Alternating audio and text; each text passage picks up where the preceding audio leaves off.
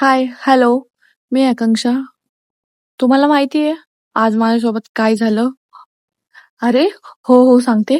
पण त्याआधी routine share कर. सकाळी उठले, फ्रेश झाले आणि देवपूजेसाठी फुले आणायला गेले.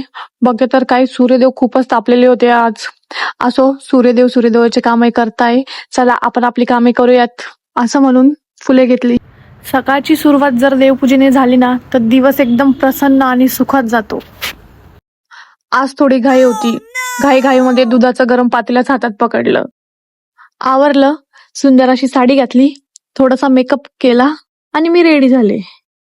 युवालाही रेडी केलं आणि कुठं जायचं म्हटलं ना, की ती एवढी एक्साइटेड असते, की बस तिची नुसती घाई चालू असते. मम्मा चल, मम्मा चल. आवरून आम्ही निघालो.